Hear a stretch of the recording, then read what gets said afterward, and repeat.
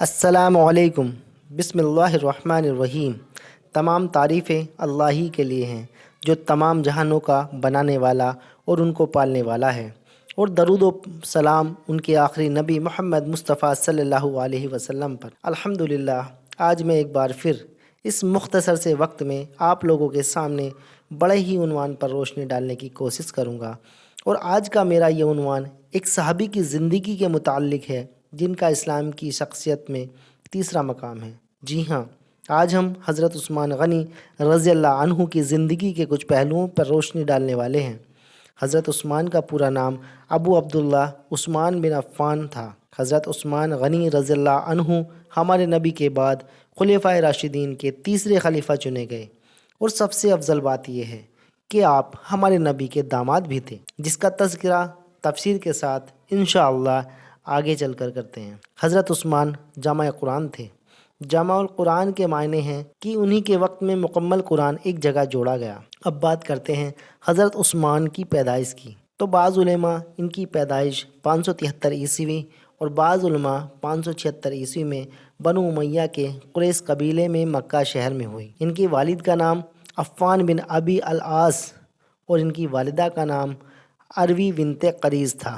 زمانہ جاہلیت میں بھی الحمدللہ حضرت عثمان رضی اللہ عنہ نے پڑھنا لکھنا سیکھ لیا تھا۔ حضرت عثمان بہت ہی ایماندار اور نیک شخص تھے، ہمیشہ دوسروں کی مدد کرنا انہیں اچھا لگتا تھا۔ اب بات کرتے ہیں حضرت عثمان غنی رضی اللہ عنہ کی اسلام میں داخل ہونے کی، تو حضرت عثمان کی عمر کا 34واں سال تھا۔ مکہ میں توحید کی صدا بلند ہو رہی تھی۔ حضرت ابو بکر اسلام میں داخل ہو چکے تھے۔ ایک روز حسب معمول حضرت عثمان رضی اللہ عنہ حضرت ابو بکر کے پاس تشریف لائے اور اسلام کے متعلق گفتگو شروع کی۔ حضرت ابو بکر صدیق رضی اللہ عنہ کی گفتگو سے آپ اتنے متاثر ہوئے کہ بارگاہ نبوت میں داخل ہو کر اسلام قبول کر لیا۔ اب بات کرتے ہیں حضرت عثمان کی شادی کی، تو بتا دیں اسلام قبول کرنے کے بعد حضرت عثمان سے ہمارے نبی محمد مصطفیٰ صلی اللہ علیہ وسلم نے اپنی پیاری صاحبزادی حضرت رقیہ رضی اللہ عنہا کا نکاح کیا۔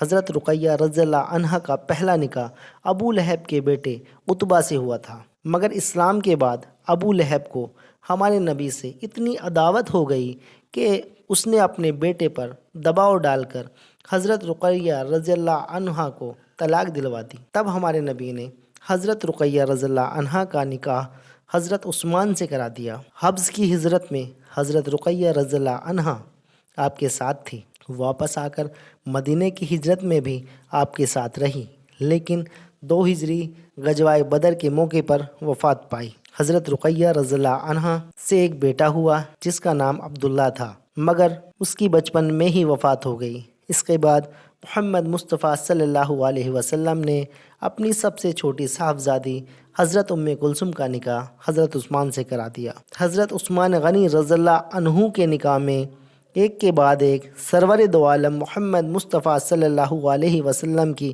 2 نوریں نظر آئیں، اسی لیے حضرت عثمان کی کنیت ذوال نورین ہے۔